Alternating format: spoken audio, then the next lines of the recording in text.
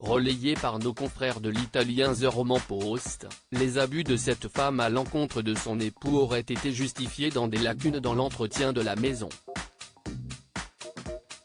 Bien que les détails manquent pour juger de la véracité de cette histoire, elle prouve que les hommes subissent également la violence dans le foyer.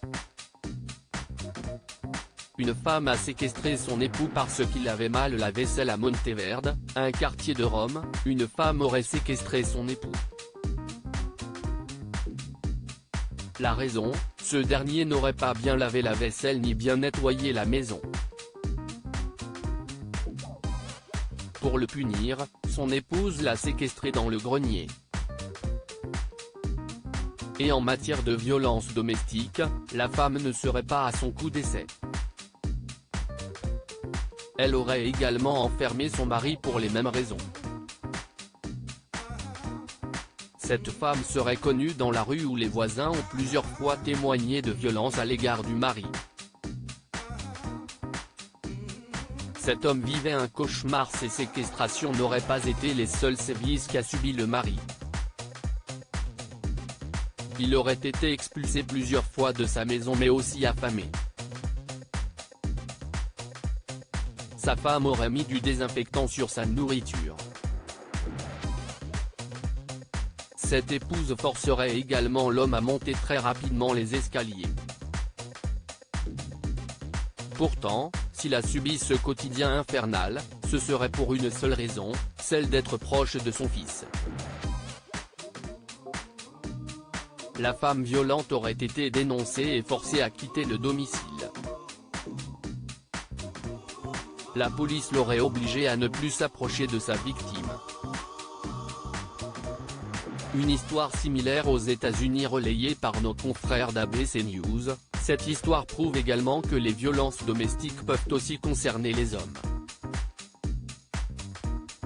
Cela a été immortalisé par une vidéo anonyme sur un téléphone portable. Nous pouvions voir une femme en train d'insulter son mari dans un avion.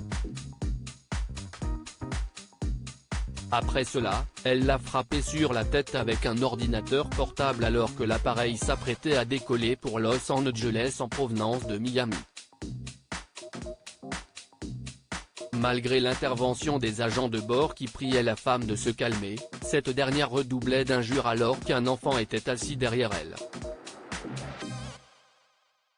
Le personnel de l'équipage a alors demandé à l'homme de changer de siège avant qu'il reçoive ce coup. Le mari n'a pas porté plainte et le couple a été expulsé du vol. Si les hommes peuvent être victimes de violences, ils peuvent même subir des agressions sexuelles. Hommes battus. Pourquoi ce silence? Même s'ils sont moins frappants que ceux qui concernent les femmes, un homme meurt tous les 15 jours sous les coups de sa partenaire en France. Interrogée par nos confrères de psychologie, Sylviane Spitzer, psychologue, psychanalyste, criminologue mais aussi fondatrice de SOS Hommes Battus en 2009 analyse ce phénomène peu médiatisé. Elle raconte que c'est au moment où elle allait consulter au domicile de ses patients qu'elle a saisi la teneur de cette violence parfois minorée lors des entretiens à son cabinet. Elle explique, ils pensent que ça va passer, que le problème vient d'eux, qu'ils sont de mauvais conjoints ou de mauvais pères, puisque c'est ce qu'elle leur répète à longueur de temps. L'experte pose également le doigt sur la non prise en compte des structures d'écoute et d'accueil.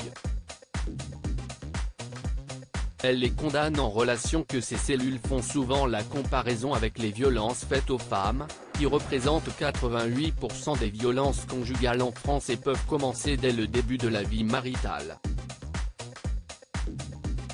Pour preuve, cet homme qui frappe sa femme le jour de leur mariage.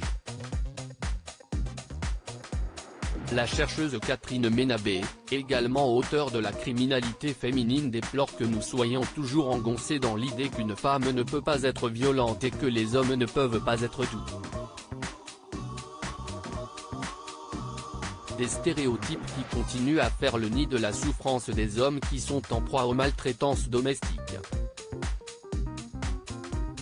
Le sentiment de dévirilisation des hommes joue également un rôle dans ce mutisme qui peut avoir des conséquences mortelles.